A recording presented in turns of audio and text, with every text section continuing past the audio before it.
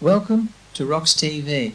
I'm here today with Tarah and Coralie from hot band Tarah Who.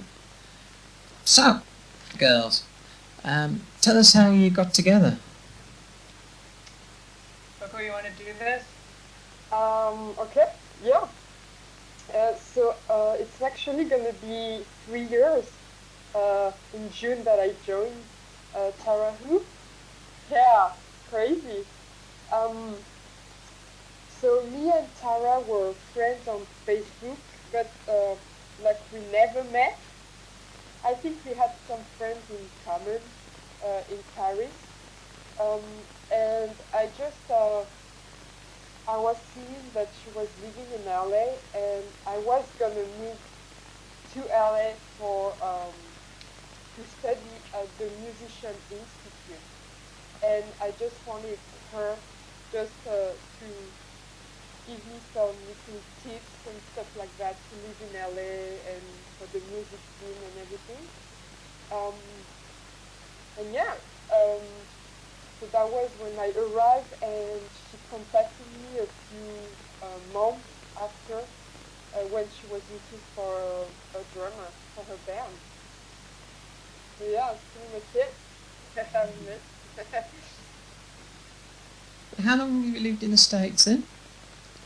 It's gonna be 4 years in September. Well, Yeah, crazy. it's hardly different, isn't it? Yeah. How would you describe your music to somebody that's never heard you? Hmm. Go ahead, Coco. You're pretty good at this too. Oh. She's good at summing up because I get into. Go ahead, Coco. um, I'll say that we are heavy, um, loud and raw band. Um, so and our sound will be, I think, a mix between rock, punk, grunge, little bit of everything, if here and there. Um, but at the same time, we're trying to kind of have our own sound, you know. So yeah, So yeah, we don't really try to. It's exactly what she said, and we don't really try to fit in into a category. It's more like it's a lot of emotions, either anger or like sad or whatever, and and basically we just try to stay authentic to the emotions that like whatever happened during that the writing of that song, and then so you're more metal, right, yeah, Coco? yeah. So she's more metal. You might hear it in her drumming. It's very precise. It's very strong, and I'm definitely more 90s. So that's where the guitar sounds come from. So they're more noise, grunge, and I like fast-paced guitars. So it's a little bit of everything, but like our song "Hurt" is not at all um, how we usually sound because it's a very slow song. More, I thought of it more like a PJ Harvey type of sound. But then we have Pentamath that just came out, and that's just full on punk rock. So we have a little bit of everything. But I think in all of that, we still have a little Tarah Who signature. Hmm. You do have a unique sound. Yeah, cool. Thank you. Yeah, yeah. Yeah. What? Who would you say were your main sort of musical influences? Well, that's the thing. Like we come from totally different backgrounds. Like when I started listening to music, I was listening to Alanis Morissette. That was when I was 15. But then I discovered the Distillers and Hole and Pantera, Motorhead, and all of them. I was like, oh, you know. I never wanted to sound like them because I don't sing like them, and I'm not the kind of person who wants to be like someone, you know. So it's just that I'm sure I was influenced by all of those sounds, smashing pumpkins, stuff like that. Um, but Coco, what are your influences? Like you are completely different. Yeah, me it's mostly symphonic metal from Europe. Like I'm a big fan of Nightwish. Mm. Yeah, symphonic metal. I love them. Um, I really like right now Ghost. Really love it, and Syra, which is a Swedish band. So mostly Finnish and Swedish metal symphonic band for me. It's Yeah. quite the clash there, that isn't there really? You've got the raw energy, but also there's a need for soundscapes, that come through European metal. Yeah. Must be some terrific arguments. No, actually, Coralie is like the best person to work with. She's very professional. That's good to hear. There's so many bands just don't get on.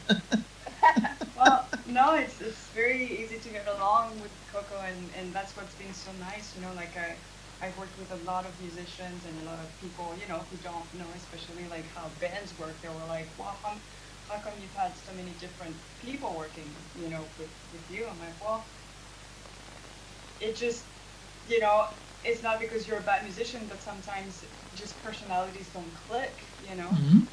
and luckily, like, I don't know if because Coco is a woman, but it's the It first time helps. that I've worked. Well, so that's the thing. Like, I think because of all the bands that I listened to were mainly men, and then my favorite band is Distillers. It's Brody, but with three guys. So I don't know if unconsciously I was looking for male musicians. I don't know what, um, but yeah, when I contacted Coco, I was like, yeah, let's just try this, and it clicked, and it's really really easy to work with her when we're on the road. She's responsible, she doesn't get fucked up, and I don't have to, so I don't know. It's been working, Can we say fucked up? You can Are say gonna- whatever you fucking want. I thought so. You wouldn't be British otherwise. No, we don't do much censorship on rocks. In fact, I don't think we do any. So you've had two full albums in the past, haven't you? And the last EP was 64 Women. Uh-huh. Tell us about 64 Women. That's the number of women. Just kidding. So no, that's because I've had some. So I've been living in the States since 2006, right? And on and off, I had like student visa, artist visa, and all that, right?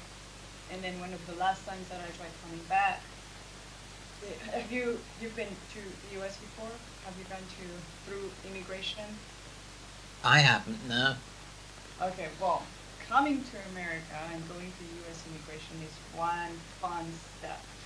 And and when you travel a lot to the U.S., like it just gets funner and funner. And this one officer, I guess, just had in mind that I overstayed my visa for one day, which was not true, but I just could not prove it. No. And basically I was sent back, but they took me to an immigration jail until my flight was ready. And there were 64 women in that jail, and I talked to a few of them, and so that EP is for them. That's why the cover is all races, all just women. Yeah, it's just little. A fantastic idea. It's got to be said. Yeah. It's not many songs that give the feminine perspective on life. It's all about what the guys experience and the guys need. It's different to hear about what women experience on a day-to-day basis. You've done a docu-series as well, haven't you?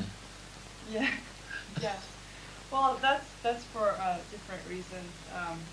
Well, one, to introduce the band, but two, to introduce what it is to be an independent band in today's music industry.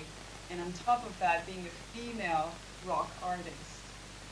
Because a lot of people might not think that when you're just two women, Coco and I, and we're not like, very, we're strong, but in different ways, when you go on the road, cross country, across the world, because we do tour Europe and do as many gigs as we can where we can, it's just the two of us. And when you play rock that is, a little bit of punk, a little bit of metal, and whatever, you attract a certain type of audience, and because you're independent, you don't have security, No.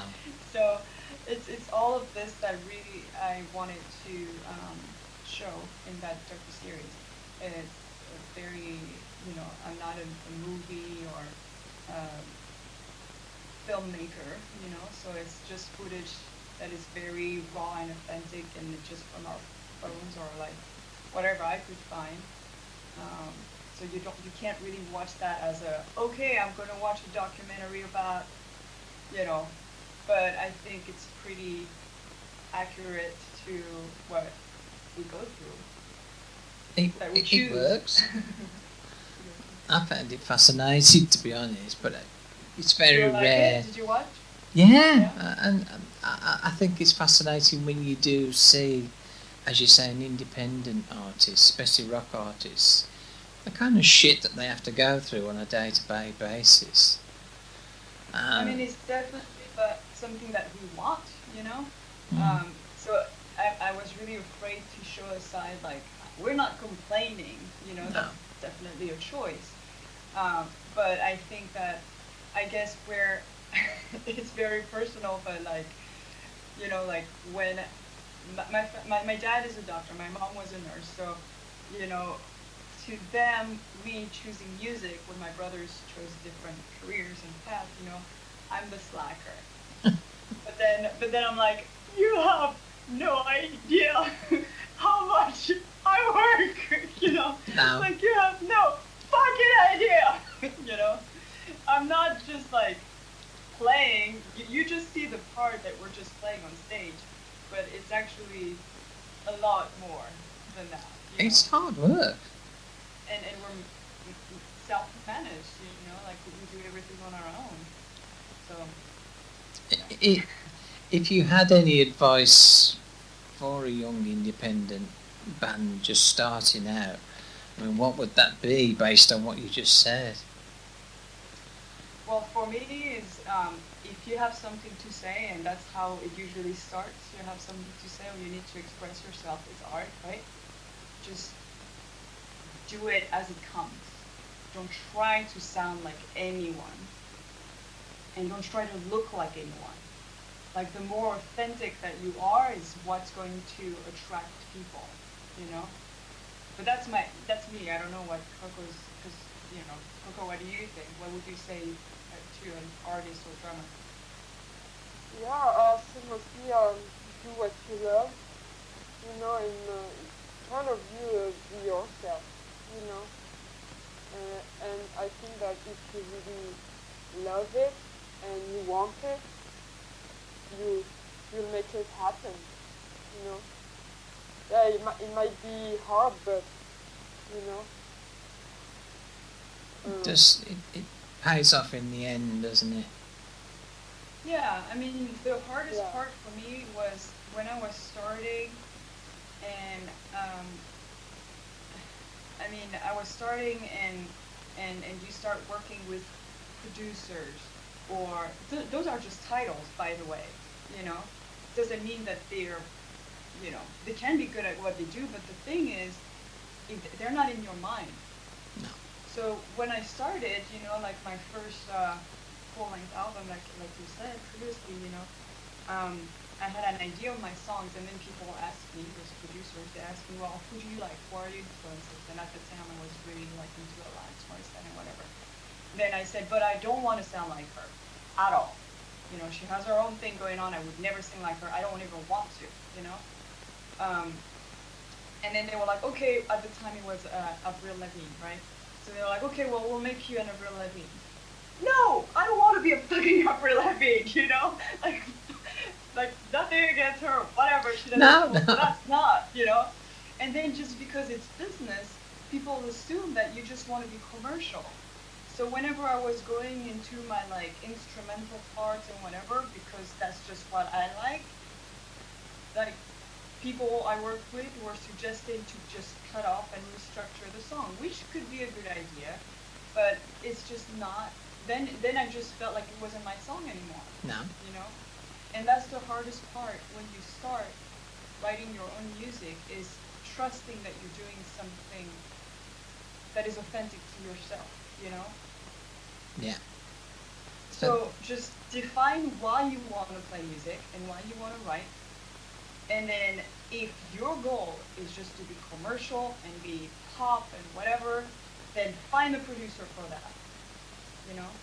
And it's not because the producer has worked with artists that you like that he's the right producer for your music. Hmm. So, you know what I mean? Yeah, I do, So absolutely. a lot of people in LA are like, oh, so and so is the producer of that band, famous name. Drop, you know, drop the name. Okay. Well, doesn't mean that he's good for your music. No. He can give you, oh, I like that Pantera in the background. And then it's like, yeah, you know, I see like right here by your, is that guitar or bass? Is that a Oh, five-string bass that's that you my have? husband's the bassist. I'm guitar. Nice. Cool. Sorry, that totally That's was like, okay. wait. He always has to have the um, biggest, heaviest basses you've ever seen in your life. And really? yeah, well, he's a big fella, you know. He's got muscles on top of his muscles, so an ordinary sort of P bass looks lost on him. he, Uh-huh. he always goes for these really big, heavy basses, and then he asks me to tune them and things. I say I can't lift the damn thing. Learn Makes it fun. guitar; it's lighter. So how going on to the dreaded COVID thing? Um, has that affected you at all? I mean, had you got any live shows planned? Yeah, we were going on tour Shit. right when it all started. So we were really lucky because we got to shoot our music video the weekend before the lockdown. Was it the weekend before the lockdown, Coco? Yeah, yeah. Yeah, and we were really lucky. We had everything planned. So it was March 14th. We shot the music video. At March 15th, we did the live sessions that we were going to really, you know, little by little. And then our tour gone. But it was very cool because the promoters came up with like, hey, let's just keep the day. We'll just do Insta Live. We didn't do it just because for some other reasons, but I just thought it was really cool that they offered. Yeah. And they said, you know what, it's not canceled, it's just postponed. So Best that way was to really see nice. it. Yeah. We had a few shows in the UK. Ah, please say you're still gonna ahead with it sometime. Honestly, it's my favorite place to play, the UK. So for sure, when we come to Europe, for sure we'll play in the UK. Oh, great stuff. We definitely have to see us in the audience. We're in the Midlands, which is right in the middle of the UK, so we can usually get to most places. Um, so that's good news. At least you're fairly positive. You know that it hasn't impacted you too much. No, Are you we still got being the able to tour. get together to rehearse though and think No, up new we're material? yeah, because it actually there's a different aspect of the work. So uh, we've been practicing through tracks that we pre-recorded and stuff like that, and we send each other videos.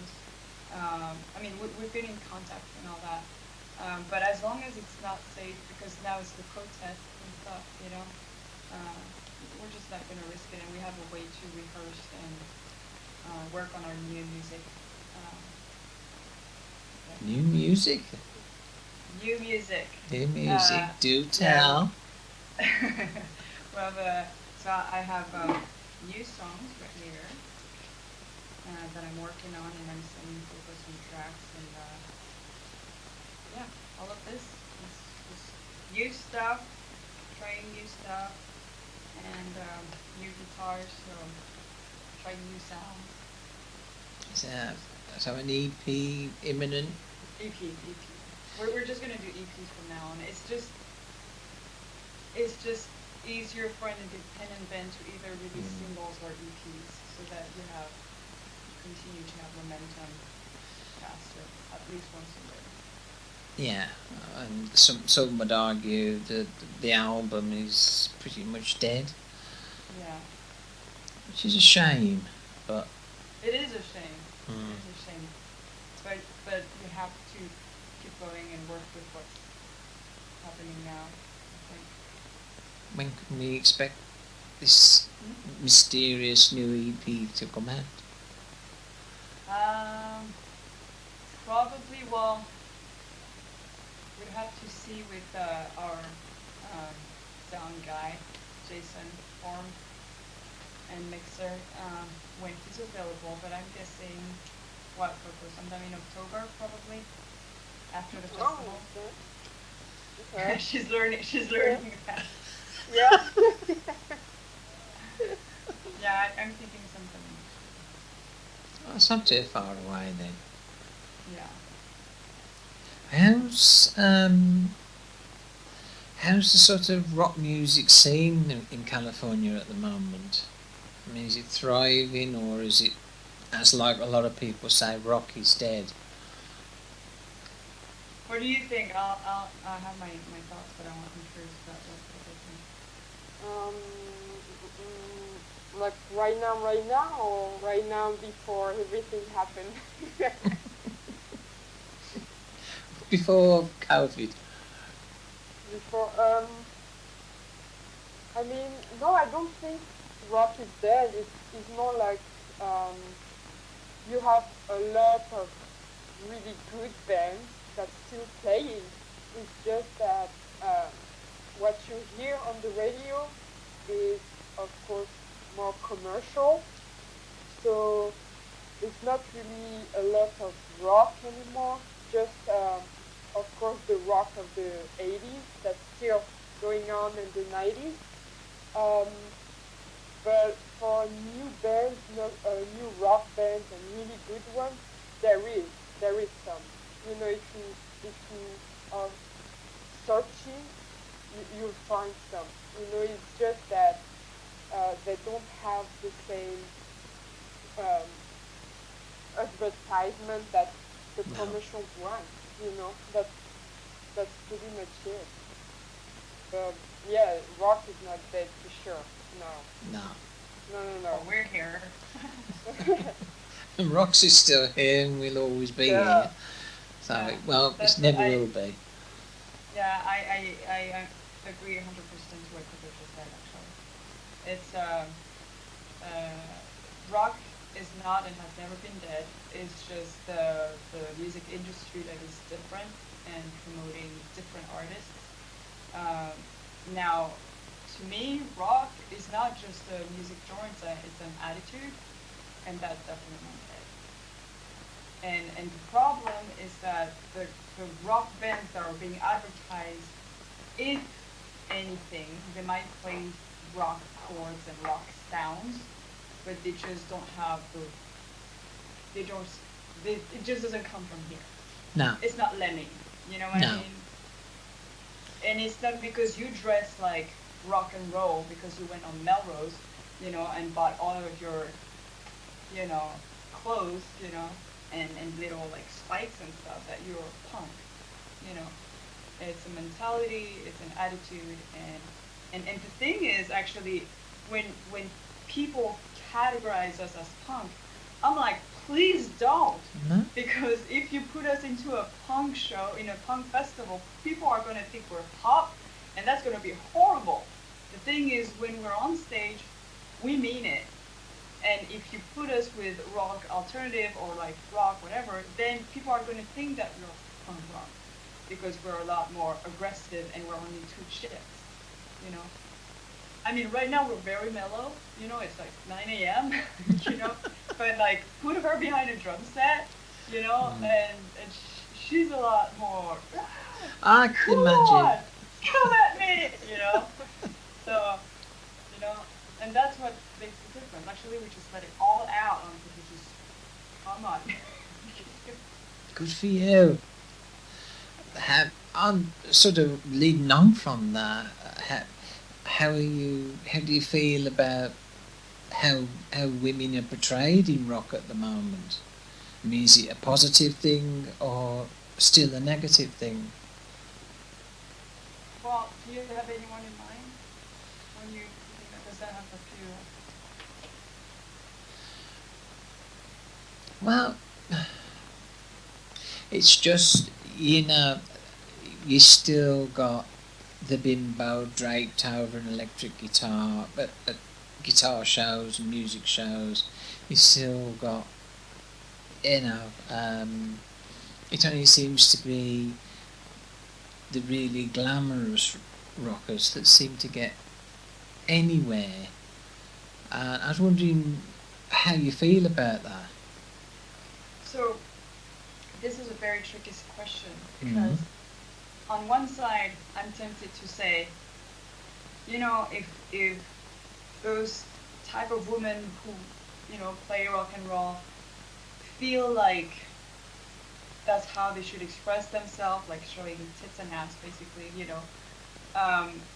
I mean, I can't judge that, you know. But if you do that to get more attention, I think that's a shame because that's not what rock is about. No. You should be able to express yourself without having to show your body, because actually you won't be hurt if you show your body. You No. know. We do have like one band. I won't say the name, Coco. Don't say the name. But that is that is what they're actually popular for in LA and Sunset and whatever. And basically to just come out, they play fairly okay, you know. Songs are super commercial, but their whole show is about throwing your hair around, moving your tits and butt, and when you play before or after that, it's well, it's a little bit upsetting because when you work really hard, you know, Yeah. and then you know, and then people leave when you come because you're not showing your body, you know, it's like, give me a fucking chance. Mm-hmm. You know, like I see you like in how you're dressed up, like you look like you would appreciate actually what we play, but we're just not that kind of woman, Mm-hmm. you know, who's just, and I will not do that, you know. I don't have what it takes. But outside of that was just a joke, but outside of that, like, that's not the point, you know. So it is a difficult topic for me because I also don't want to be the one who's like calls my name and just want to judge if that's how they feel good, you know. Yeah. Like, As long as it's people their feel choice, if that's the way they want to market themselves, and that's how they want to be, then great. It's just, you do wonder sometimes whether A&R people are still out there looking for the bombshells, you know. Yeah. But and it's such a shame. Elsa wouldn't have been allowed to do it. No? Mm. I think. Well, Well, the way Courtney Love did it, I think that was more like, okay. that was fair enough. fantastic. The way she Yeah. did it, it was Yeah. on her terms. Yeah, exactly. It's like, okay, I'll express the fact that I'm a woman, but that I'm okay with. Yeah. Because that's rock and roll. That's fuck. You know, that's like fuck you. Yeah. And rock and roll is sexy. Yeah. it's how a woman chooses to portray herself. Exactly. Well, I think the way you portray yourselves is very real, and I think it's very natural, and it is pure rock and roll. And for that, I definitely salute you.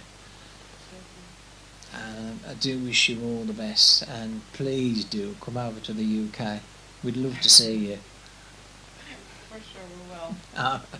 And thank you so much for the interview. Okay. All the best for the future. Thank you. Oh, thank you. Thanks. Thank you. Bye-bye. Bye. That was Tarah Carpenter and Coralie Hervé from hot band Tarah Who. Interviewed by me, Roxy, here on ROX TV. Join us again for more interviews.